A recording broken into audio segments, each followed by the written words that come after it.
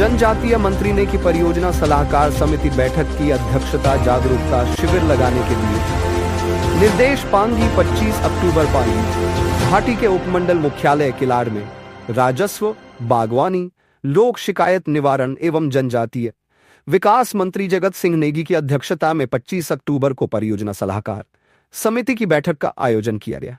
इस बैठक में पांगी में वित्त वर्ष 2024-25 में आवंटित कुल बजट 45 करोड़ का अवलोकन किया गया। वह गत 27 जून को हुई परियोजना सलाहकार समिति की बैठक में दिए गए निर्देशों की समीक्षा की। उन्होंने घाटी के लोगों से किलाड़, साच व सेचू विद्यालयों में जिनमें छात्रावास की सुविधा उपलब्ध है का प्रयोग करने और उपलब्ध सुविधाओं का लाभ उठाने को कहा। जनजातीय विकास मंत्री ने पिछली बैठक, जिसमें विभिन्न विभागों जैसे पशुपालन विभाग, स्वास्थ्य विभाग, कृषि और बागवानी विभाग, रूरल डेवलपमेंट विभाग आदि को घाटी में समय समय पर जागरूकता शिविर लगवाने के निर्देश किए थे, उसकी जानकारी ली और भविष्य में भी ऐसे जागरूकता शिविर लगवाने के कड़े निर्देश दिए। उन्होंने कहा कि सूचना एवं जनसंपर्क विभाग के सहयोग से घाटी में आयोजित शिविरों का प्रचार प्रसार सुनिश्चित किया जाए। उन्होंने कहा कि किसानों व बागवानों तथा पशुपालकों को अधिक से अधिक लाभ पहुंचाने में सभी विभाग कड़ी मेहनत करें। जगत सिंह नेगी ने लोक निर्माण विभाग से घाटी में सड़कों की स्थिति बारे जानकारी ली व चल रहे कार्यों को जल्द पूरा करने के निर्देश किए। उन्होंने धनाला मोजी सड़क मार्ग पर कार्य करने के निर्देश दिए। उन्होंने घाटी के सभी गांवों जिनकी जनसंख्या 100 से अधिक है को प्रधानमंत्री ग्राम सड़क योजना में सड़क मार्ग से जोड़ने का आश्वासन भी दिया। वह लोक निर्माण विभाग को इस दिशा में आवश्यक कार्यवाही करने के निर्देश दिए। उन्होंने लोक निर्माण विभाग और वन विभाग को साच पास में भूत ग्राउंड के सौंदर्यीकरण और वैकल्पिक सड़क मार्ग के कार्य को अगले वर्ष तक पूरा करने के निर्देश भी दिए। जनजातीय विकास मंत्री ने सीमा सड़क संगठन से एसकेटी सड़क मार्ग की स्थिति सुधारने व निर्माण कार्य में भी गति लाने के निर्देश दिए। उन्होंने सर्दियों के मौसम में घाटी में आगजनी की घटनाओं को रोकथाम की दृष्टिगत जल्द अग्निशमन कार्यालय स्थापित करने का आश्वासन दिया।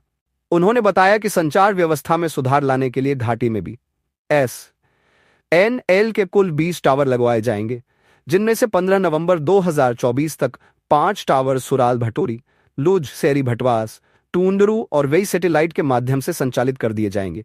वह जल्द ही अन्य स्थानों पर भी संचार व्यवस्था को सुदृढ़ कर दिया जाएगा। जनजातीय विकास मंत्री ने ग्रामीण विकास एवं पंचायती राज विभाग को क्षेत्र में मनरेगा के कार्यों में गति लाने के निर्देश दिए व उन्होंने जनप्रतिनिधियों से जागरूक होने व अपनी शक्तियों को पहचानने व उनका जनहित में ज्यादा से ज्यादा उपयोग करने के निर्देश दिए। बैठक में विद्युत विभाग को बिजली की समस्या दूर करने के लिए तिंदी किलाड़ 11 के बिजली लाइन का कार्य अगले वर्ष अक्टूबर तक पूर्ण करने के लिए जनजातीय विकास मंत्री द्वारा निर्देश दिए गए। इस दौरान स्थानीय क्षेत्र विकास समिति लैरी सी की बैठक भी की गई। इसमें NHPC द्वारा बनाया जा रहा डुग्गर जल विद्युत परियोजना द्वारा प्रभावित क्षेत्र के विकास में 5% परियोजना निर्माण में लगी राशि का क्षेत्र के विकास में लगाए जाने बारे चर्चा की गई। वहीं एक अन्य बैठक वन अधिकार अधिनियम की अध्यक्षता करते हुए राजस्व मंत्री ने लोगों की समस्याएं सुनी व लोगों को इस अधिनियम को समझने और इसका लाभ उठाने के लिए प्रोत्साहित किया। राजस्व मंत्री ने मोहाल सभा करवाने के भी निर्देश दिए। इस दौरान डॉक्टर जनक राज, उपाध्यक्ष परियोजना सलाहकार समिति व विधायक भरमौर पांगी, ब्लॉक समिति अध्यक्षा आशा किरण, जनजातीय सलाहकार सदस्य दौलत शर्मा चुनीलाल शर्मा और सतीश शर्मा, शांता कुमार तहसीलदार पांगी, अधीक्षण अभियंता लोक निर्माण विभाग DS पठानिया, अधीक्षण अभियंता विद्युत विभाग राजीव ठाकुर, DFO पांगी DS डडवाल, राम रत्न अधिशासी अभियंता जल शक्ति अनिल शर्मा SJVNL, राजेश कुमार परियोजना प्रमुख NHPC, डॉ प्रमोद शाह उप निदेशक बागवानी विभाग, आयुष उपाध्याय क्षेत्रीय प्रबंधक केलान, DFO वाइल्ड लाइफ के S जमवाल, बलवंत शर्मा BSNL, खंड चिकित्सा अधिकारी सुभाष ठाकुर, परियोजना सलाहकार समिति के सदस्य व अन्य विभागीय अध्यक्ष उपस्थित रहे। पांजी न्यूज 24 के लिए शिव सूर्यवंशी की रिपोर्ट।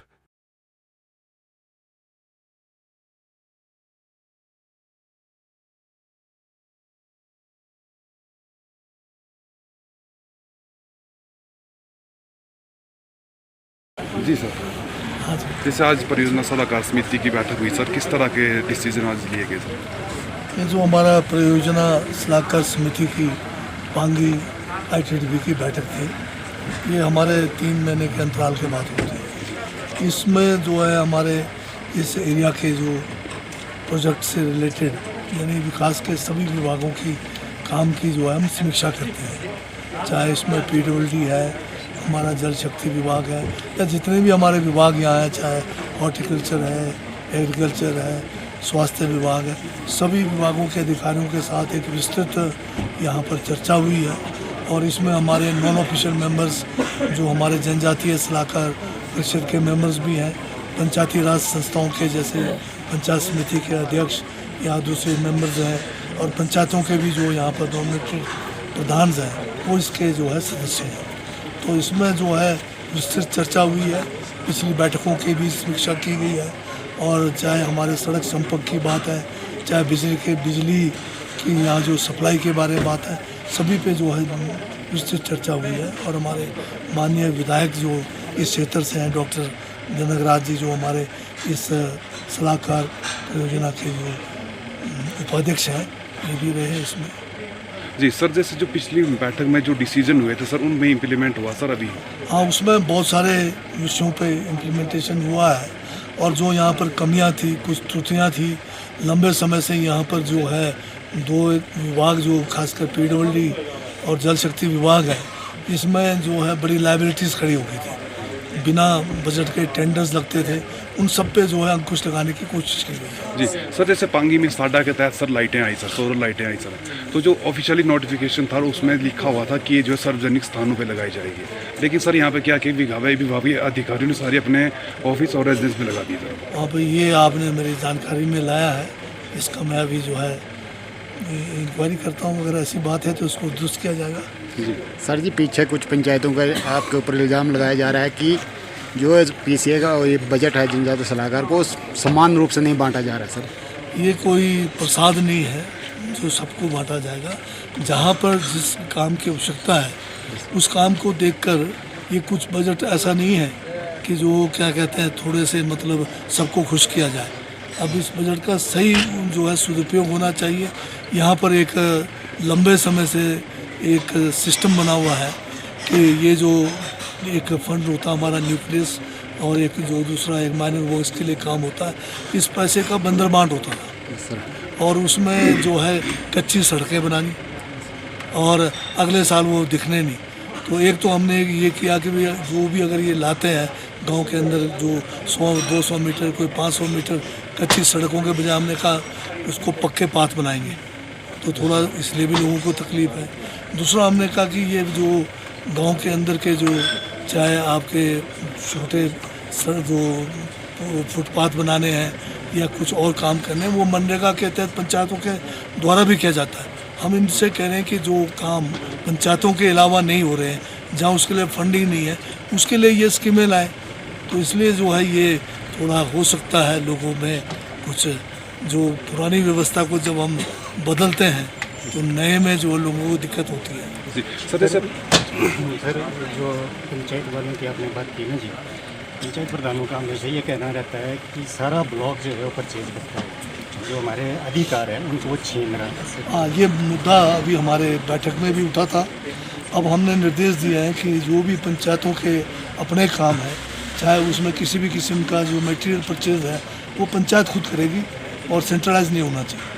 सर ये जो भवन तैयार हो गए, इनका लोकार्पण कब तक करेंगे सर? अब हमने लोकार्पण में थोड़ा समय लगेगा, परंतु जो भवन तैयार है हमने उनको कह दिया कि उन डिपार्टमेंट्स को दिया जाए और शिफ्ट किया जाए। जैसे आपका बस अड्डा है, आज ही हमने बोल दिया है वो बस अड्डा जो हमारे जो HRTC है उनके हवाले PWD अगर कंप्लीट है तो उनको हवाला कर दें और उसको चालू करें। और इसी तरह से जो हमारा मिनी सेक्रेटरीट है वो भी अगर कंप्लीट पूरा है तो हमने PWD को कहा है वो विभाग को जो है सुपुर्द करें, और विभाग जितने भी अपने दफ्तर है उसमें शिफ्ट कर लें। सर जो ये भवन खाली हो जाएंगे तो सर इस डिपार्टमेंट को इनका बढ़िया सदुपयोग होगा। मेरे पास यहाँ एकलव्य स्कूल है जो अभी प्राइवेट कई 5 जगह पे चल रहे हैं हॉस्टल्स, उनको एक जगह पे करेंगे। और भी अगर कहीं और किसी विभाग को ज़रूरत है, जैसे यहाँ पर जल शक्ति विभाग के पास भी अपना जो है यहाँ पर ऑफिस नहीं है, उसको भी इसमें शामिल किया जा सकता है।